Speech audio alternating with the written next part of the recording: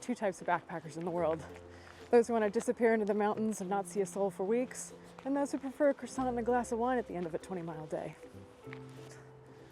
I've hiked thousands of miles across the most remote parts of the US, as well as through the heart of the European Alps, and let me tell you one thing, they are not created equal. If you want your first international hike to be a success and not a survival story, there are some crucial things you need to know before you even book your flight. International through hiking can be intimidating. There are so many factors to consider, including visas, flights, bookings, how to resupply, how to speak to people, language barriers, etc. And while it can be a little bit complicated, it's not ultimately that difficult if you know what you're doing. Hi, my name is Lauren, or Long Way on the Trail, and I've hiked extensively across the world, including North America, trails like the Pacific Crest Trail and the Colorado Trail, Europe, trails like the Hexatrek and the Via Dinarica, and over in Oceania, I hiked the Te Aroa in New Zealand. So first things first, before we even book a flight or look at a visa, we've got to choose the right international trail for you. Now, not all international trails are created equally. That is the truth. Some of them suck. Yeah, of basically the dozen international trails I've hiked at this point, some of them are wonderful and some of them I would not recommend to my worst enemy. Truly, I did think about that while I was bushwhacking in Croatia, and I was like, I wouldn't even want someone I don't like to do this trail. That bad? It was so bad. When choosing an international thru hike, there are a number of factors to consider. These include things like language barriers, infrastructure, terrain or difficulty, and bailout options. Something to consider when looking at international trails is that just because it's called a thru hike doesn't mean it is a thru hike. What I've found in my personal experience is that the word thru hike has been applied a little bit too liberally. Because people want the recognition for their trail and the word thru hike is popular. The word thru hike in itself comes with a certain set of expectations, and those are not always what you get when you show up to a trail. An important note on choosing the right trail is knowing yourself. You should accurately be able to assess your experience level, whether you're comfortable navigating in a foreign language, your thru hiking abilities, your backpacking abilities, your comfort with navigating different terrain that you're unfamiliar with, and all of these factors will help you choose a thru hike that works for you. In my personal experience, it can be really easy to get overwhelmed when you've already got a difficult challenge ahead of you and you're adding additional complications. So my advice would be to choose something beginner friendly if you are either new to thru hiking or you haven't done much international travel. I personally did not follow my own advice, and while it actually worked out just fine, I don't know if I'd recommend it to somebody else. I went into the Hexatrek basically blind. I did very little research and figured I would just show up and sort it out. And that approach works really well for me. I like it, but I've also traveled extensively internationally. I've lived in Europe for a few years. I've lived in Asia for a few years, so I'm very comfortable navigating foreign terrain. So all of that said, there are just a number of things that you want to consider before you choose a trail to go on internationally. The second thing you want to consider is visa availability and the time that you're allowed to spend within a country. Assuming that you have an American passport, this can vary depending on where you want to go hike. If you want to do a thru hike in Europe, for example, there is the 90-day Schengen zone rule that puts a wrench in a lot of people's plans. Basically, the rule is that any Schengen countries, you can only spend 90 days in a row or within a 180-day period, which, considering the length of some of the thru hikes, is not really enough time to complete a long trail. What this means is that you'll probably need to apply for a long stay visa, and those are not always readily available in every country in Europe. It also might mean that you need to make an appointment at a consulate, there's an additional fee required, and you may have to wait for that passport to come back to you after they've inserted your visa. So all of these have to come into consideration when you're planning timelines and budgets. So while that might sound kind of intimidating and complicated, I, as a Canadian passport holder, have never had an issue acquiring a visa to hike a long trail in another country. However, I think the Canadian passport and the American passport are both quite strong and don't require as many visas as some other passports might require. So keep that in mind. So while that might sound a little bit scary, you really don't have to have everything figured out perfectly. Another thing about visas is kind of look outside the box. There might be other visa types that work for what you're doing. Maybe you want to apply for a work permit and not necessarily use the work option, but maybe that's easier to come by than just like a tourist permit. Or maybe you want to spend more time in the country after your thru hike, and applying for something like a youth mobility visa might be good for you. But all of these options are available on the internet and you can go look them up, and don't trust just me for it. Next, let's talk about gear. In my experience, a lot of what US thru hikers are using on, for example, the Pacific Crest Trail or other Triple Crown hikes is a lot of cottage gear or like ultralight gear that's quite niche and only produced in the US. I personally ran into a problem while I was hiking the Hexatrek in France where my tent blew over into a fence in a storm and it like shredded my rainfly, which was definitely not ideal because there was no way to replace that rainfly while I was in France because Big Agnes doesn't have an office there, so it was really challenging to sort of navigate how to fix that. I ended up just buying like big sheets of patch tape and patching up the whole thing, and that worked well enough. But it was definitely stressful to sort of navigate all of that, not only in another country but also in French. Other things to consider are fuel canisters. They're not all the same in every country, although it is getting easier to find, North America or international type fuel canisters with the screw top. In France, for example, there's another type of camping gas. It's called camping gas that has a different attachment, so it wouldn't work with an international stove. However, that problem is mostly solved these days as more international fuel brands become more popular. That was a common question that I got when I was hiking the Hexatrek. It used to be the case where they basically only sold this special type of camping gas, but that's really no longer a problem, so it's something to not worry about anymore. As far as things that I brought with me that were a little different, when I was hiking the Hexatrek, for example, I brought a small towel because most of the hostels did not supply them. So if I was staying in town, I would want to take a shower and then I'd have nothing to dry off with. So I took a small, travel towel, and I also brought a small shampoo bar because that was like multi-purpose. I could wash my hair and my body because most of the hostels also did not supply soap. I have washed my hair and my body with hand soap on multiple occasions. It's not good for your hair. That sounds terrible. It was gross, yeah. But especially because it's like you have to go out into the bathroom and you're like naked and you're like pumping hand soap into your hand and then you like waddle back to the shower and you're like, okay, I have hit a new low. Yeah. As far as footwear is concerned, I actually found that I was able to find a trail runner in pretty much any big city along the trail. So in France, again, for example, I was able to pop into Chamonix, which is a very popular trail town, and they had ultras and they had Brooks and some of the more popular trail hiking models of shoes that I could just pick up in store and they were ready to go. I think the only trail that I had a hard time finding footwear was the Trans-Caucasian Trail in Georgia, but Tbilisi does have some options, so there's always something available. Like, just because it's a country that you haven't been to before doesn't mean it's not going to have a lot of the big name brands. So unless you're using something very specific, you'll probably be able to find what you need at some trail town along the way. Next up on our list, let's talk about money, budgeting, and general costs of traveling. As far as big expenses go, of course, the biggest one is going to be the gear that you need to hike the trail before you even get there. If you already have the gear, the next in line is probably your flight over. Now, of course, there are ways to minimize that. I travel on points all the time. I just collect them all year and then fly for free for most of the rest of the year. But the flight is usually one of your biggest costs, so definitely something to factor in. So most of your on-trail expenses are going to be the same things you run into on any U.S. trail, right? Your food, your accommodation, and your transportation. And this might come as a surprise, but I end up spending pretty much the same amount of money on an international trail as I do on a US-based trail. Depending on which country you're traveling to and which trail you're planning to hike, the expenses for accommodation can vary wildly.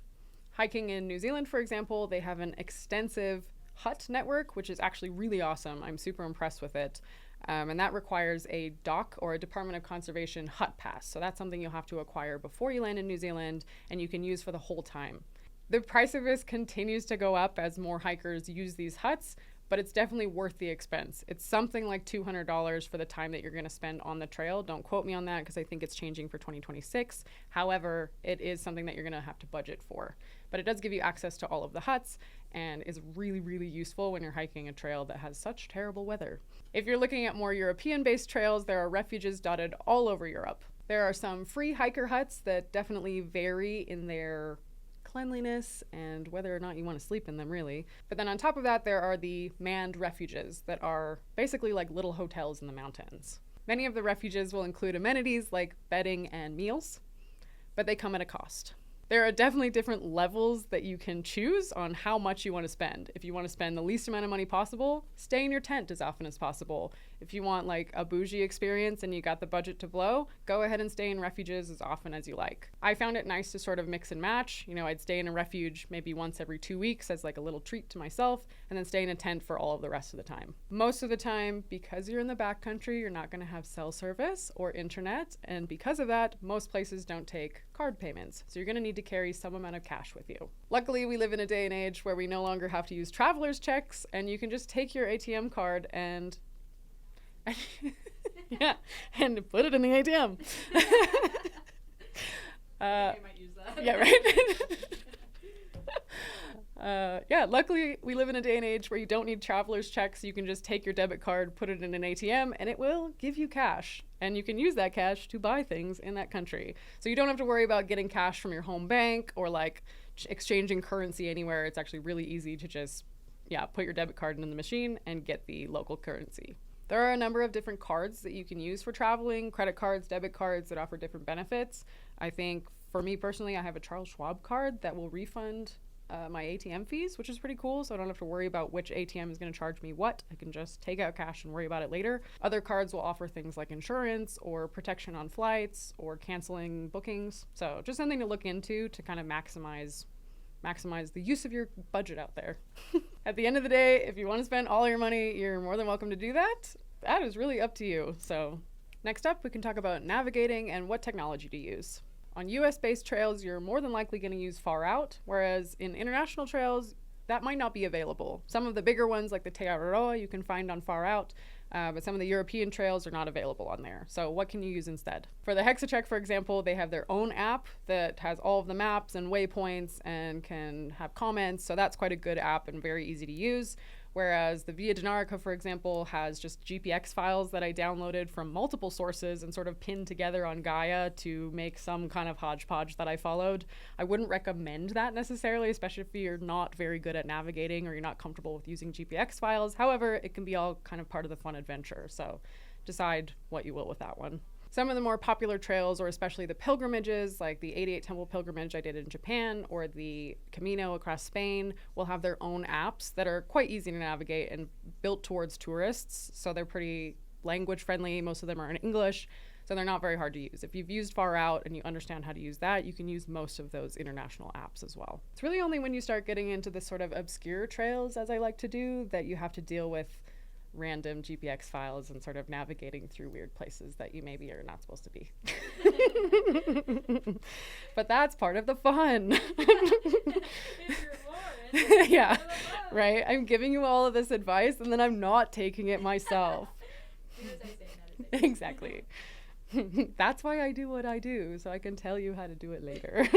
And just like I would on a US trail, I bring my Garmin InReach so that I have some kind of emergency services available. However, not every country has adequate emergency services, so I wouldn't rely on that for my ultimate safety, but something to have that's good just so someone knows where you are all the time. So ultimately, use whatever app you're comfortable with and bring some kind of personal locator beacon so that someone knows where you are. Next up, let's talk about language, culture, and confidence while traveling. I think this is one of the points that intimidates people the most, is how to navigate in a foreign country without speaking the local language. In my experience, it sounds harder than it actually is in practice. Most of the time, if you need help or you run into a problem, people will want to help you. And they're okay with interpreting your weird sign language and your terrible French and your bits and pieces. And most people will be okay with sitting with you and Google translating things. So you just have to try. I think that's really it. If you try, someone will help you. And it's okay to speak terrible French or whatever language you're navigating in, and someone will ultimately help you. For example, when I was walking the 88 Temple pilgrimage in Japan, I stumbled upon a house that was offering free tea ceremonies for pilgrims. So I decided to knock on the door and say hello.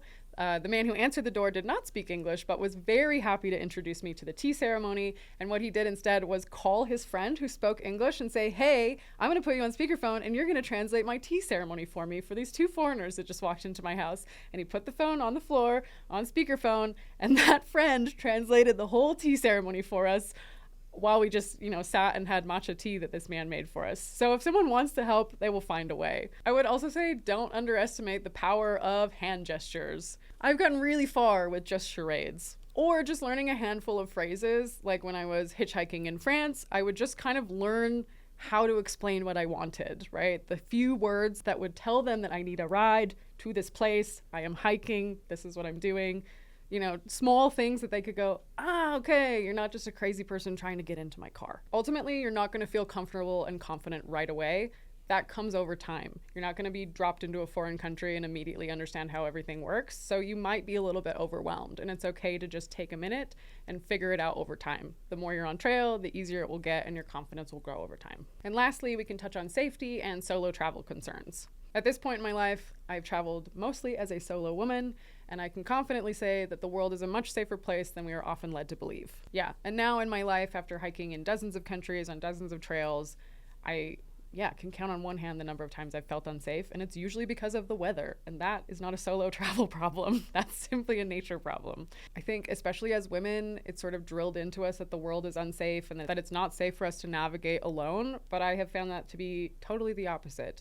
Yes, okay, you can run into the occasional problem here or there, but I think ultimately people are good, the world is generally a safe place, and most of the time the safest place you can be is in the wilderness. I mean, just statistically speaking, you're more likely to get into trouble in your hometown walking to the grocery store than you are like walking in the wilderness. I think the biggest thing for safety and sort of overcoming that fear is listening to your gut. Your gut is like a finely tuned machine. It can often sense things before you do. So if you have kind of a weird gut feeling about a campsite or a place, just move. You don't have to understand why you feel uncomfortable or why you feel the need to move. Just kind of follow that instinct, and I find that that has helped me avoid a lot of trouble. At the end of the day, just because you're overseas doesn't mean you should feel any less safe than you would on a local trail. So to sum everything up, it's not nearly as scary as it sounds to hike internationally. Any problems that you run into, you are going to be able to solve. It might require a little bit more creativity, but you'll be able to solve any problem that you encounter. Something that I love personally about international hiking is that it continues to change the way that I see the world. I think one of the big things it reminds me is just the goodness of people, and that people are just people no matter where you go. We're mostly just trying to live our lives and find some sense of happiness, and that is the same